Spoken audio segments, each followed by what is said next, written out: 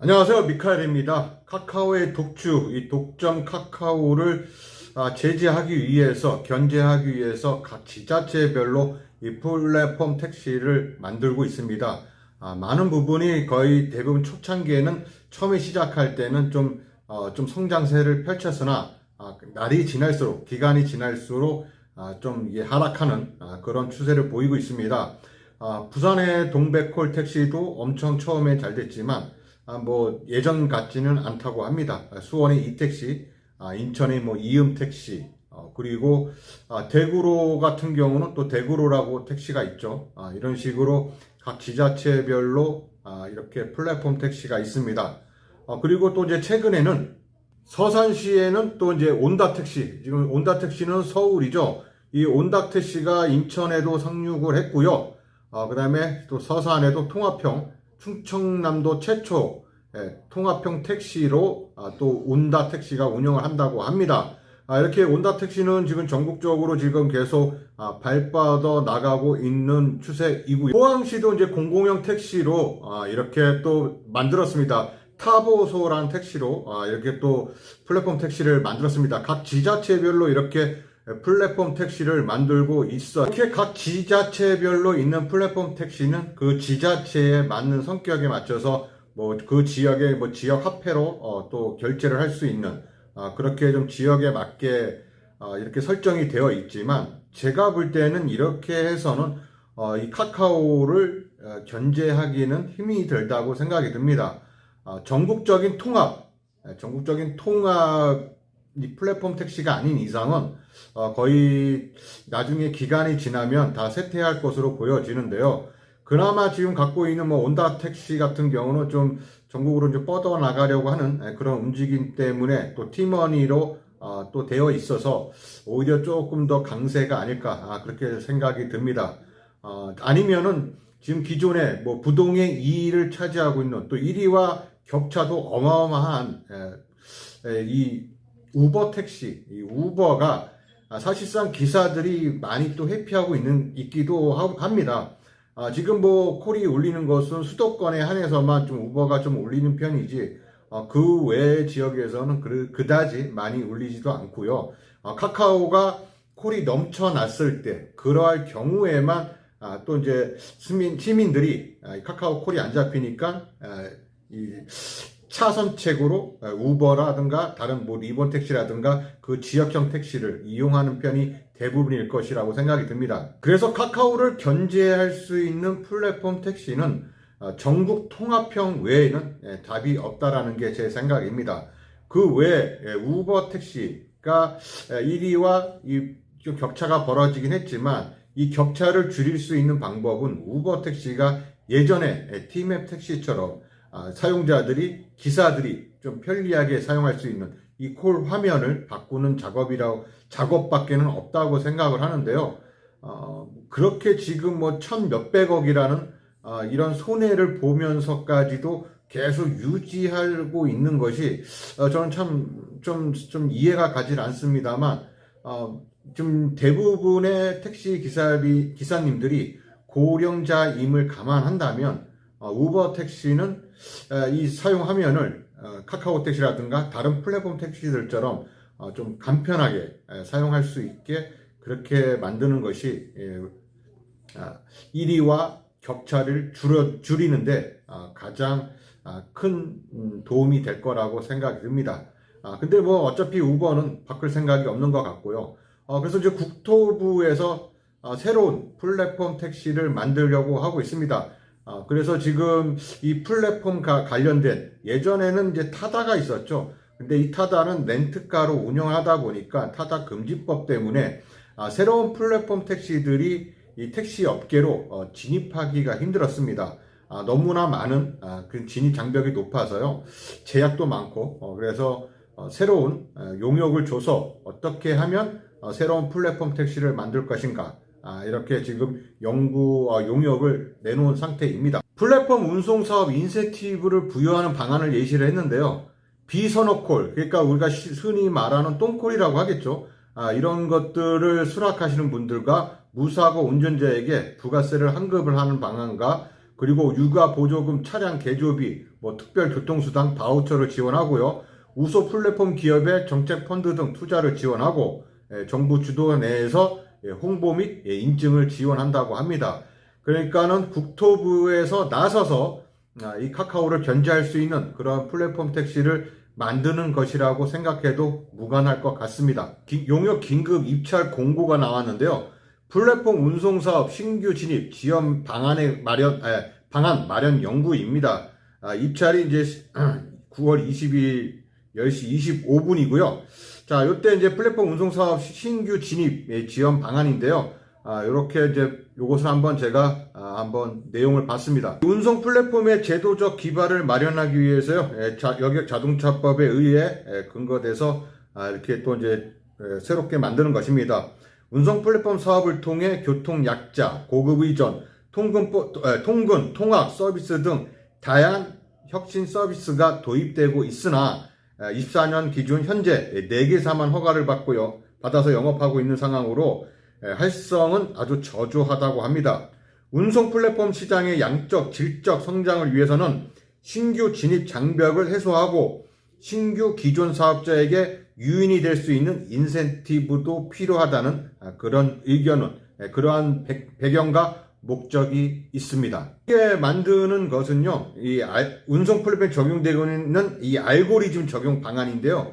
이 사업 계획서로 제시를 하고 있으나 이에 대한 검증 및 평가는 나중에 이제 사후 관리 체계는 부재됩니다. 나중에 어떻게 바뀌어도 어떻게 제재할 수가 있는 방법이 없는 거죠.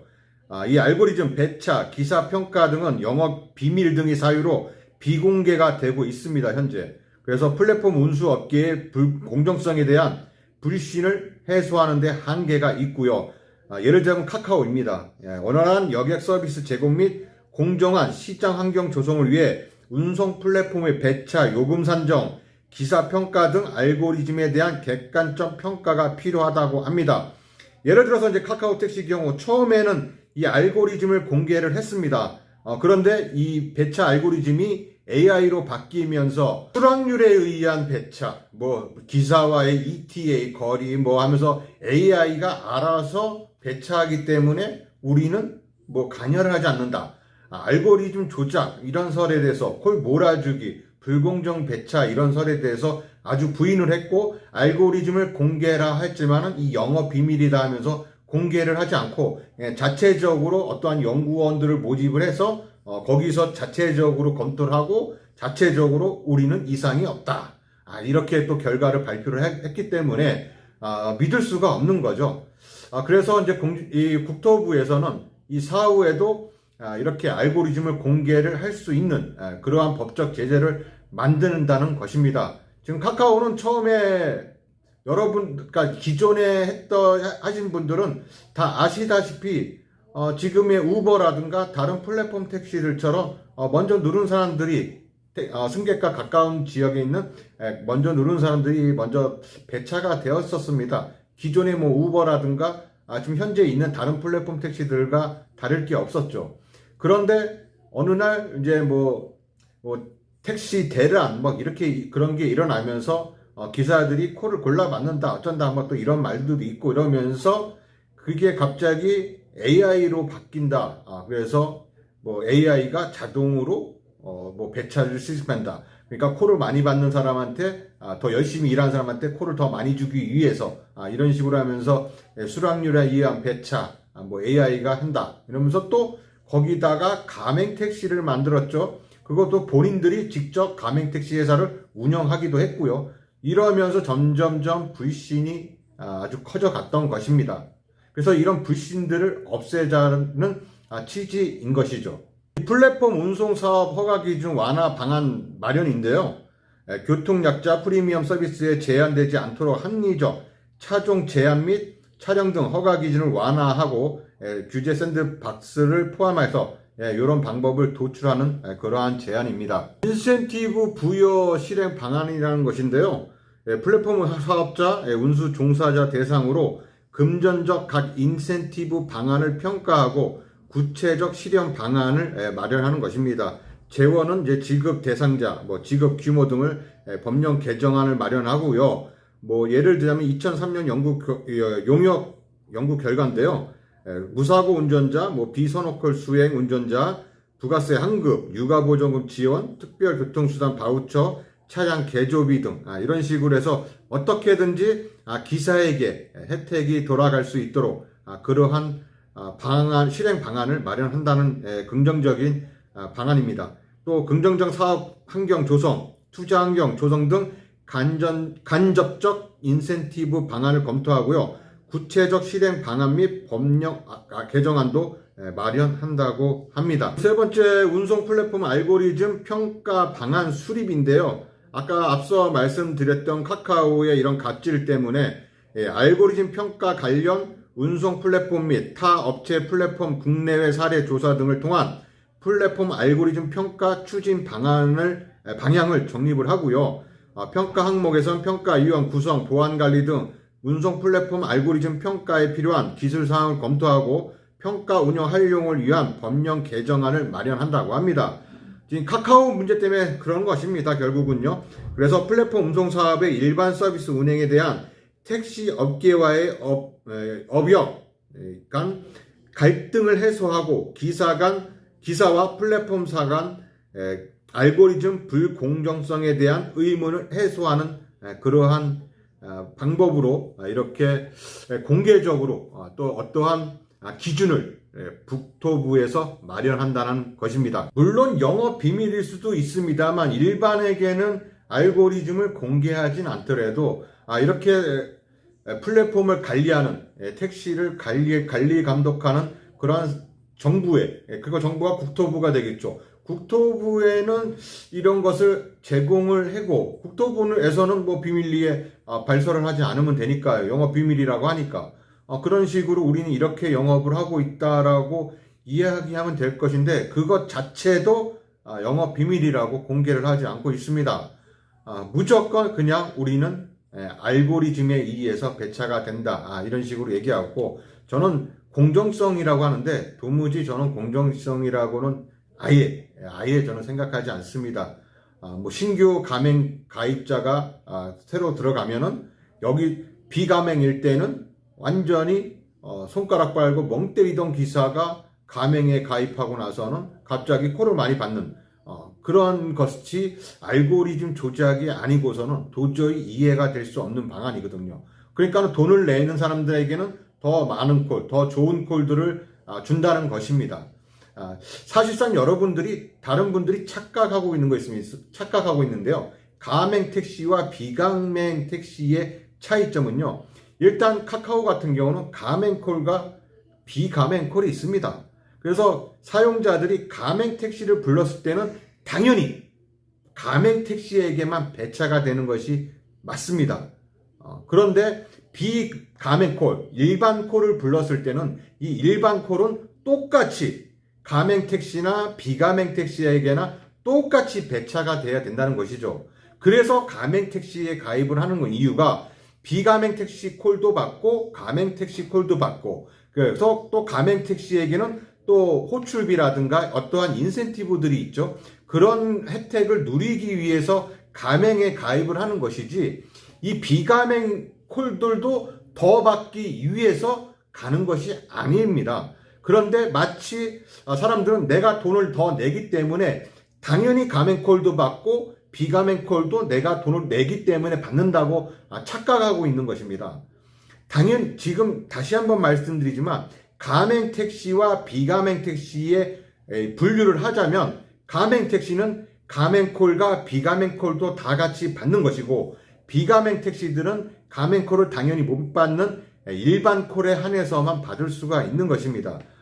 근데 이것이 마치 가맹택시가 가맹콜과 비가맹콜을 다 받는 걸로 이렇게 착각하고 있는 거죠. 그게 착각할 수 있게 이 카카오에서 그만큼 콜 몰아주기 불공정 배차를 했기 때문에 가맹택시 기사들이 그렇게 지금 착각을 하고 있는 것이라고 생각을 합니다. 가맹택시와 비가맹택시의 차이점은 카카오는 가맹콜과 비가맹콜이 있다.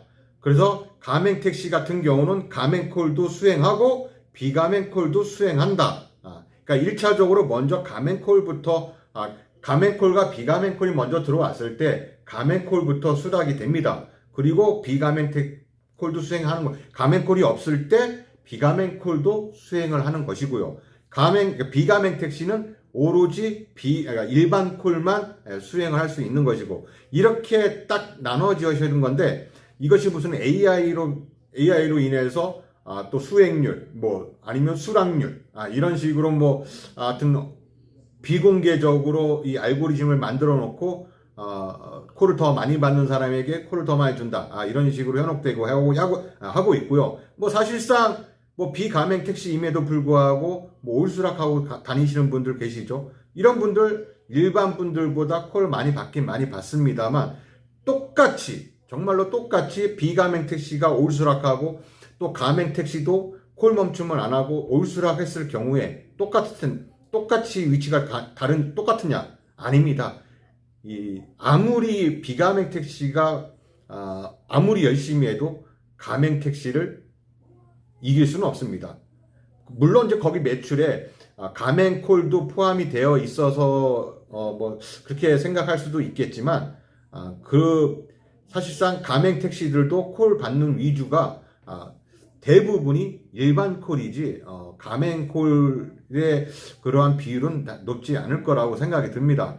이처럼 카카오의 갑질, 카카오의 불공정 배차, 또 콜 몰아주기, 이런 식으로 우리 택시들 간의 갈등이 가면 갈수록 짙어지고 있어서 국토부에서 나서서 이렇게 새로운 또 타다 금지법 때문에 또 새로운 플랫폼 택시들이 이 택시 업계로 또 들어오는 것이 진입 장벽이 높고 해서 그런 진입 장벽을 좀 낮추기 위해서 이러한 방안을 모색했다고 저는 생각합니다. 그리고 아주 반가운 소식이라고 생각을 하고요. 온다콜 같은 경우 지금 뭐 서울에 국한되어 있었지만 지금 이제 다른 지역으로 점점 이제 발을 뻗어나가고 있는데요. 사업을 영역을 이제 넓히고 있는데 아주 보면 반가운 소식이라고 생각합니다. 뭐 저희 고양시에도 뭐 온다콜이 빨리 또 돌아왔으면 좋겠고요. 이런 식으로 플랫폼 택시가 전국화되는 거, 아니면 지금 현재 그나마 약간 좀 전국적이라고 할 수 있는 것이 뭐 우버 택시 아니면은 뭐 리본 택시 같은 경우이겠죠. 이런 기존에 있던 플랫폼 택시들도 좀 많이 우리가 이용해 줬으면 좋겠는데 사실상 그렇게 이용을 잘 못합니다. 카카오의 카카오 그게 위력이 너무 세다 보니까 아예 저 같은 경우도 근무할 때는 어느 날은 너무 바쁠 때는 그냥 나머지 콜들을 아예 키지 않고 같이 켰다가도 아예 또 나중에는 꺼놓고 또 카카오만 또 계속 받고 다니게 하는, 그렇게 저부터도 그렇게 하고 있어서 저도 좀 반성을 해야겠고요. 다른 플랫폼 택시들이 카카오를 좀 이 점유력을 어떻게 좀 뺏을 수 있는, 낮출 수 있는 그러한 플랫폼 택시들이 빨리 개발이 되고 그것이 그 지역 지자체에 국한되어 있지 않고 전국적으로 뻗어나가서 기존의 시민들도 이 지역 가서는 또 이것도 설치를 해서 또 택시를 불러야 되고, 저 지역 가서는 또 그 지역에 있는 또 플랫폼 택시를 또 설치를 해서 불러야 되는, 이런 번거로움이 없이 그냥 현재처럼 그냥 카카오 하나로 전국 통일을 해서 부를 수 있고 이렇게 했으면 좋겠습니다. 그래서 우리 모든 택시들이 카카오에 의존하지 않고 이 택시를 할 수 있는 그러한 날이 빨리 왔으면 하는 그런 바람입니다. 국토부 화이팅입니다. 감사합니다.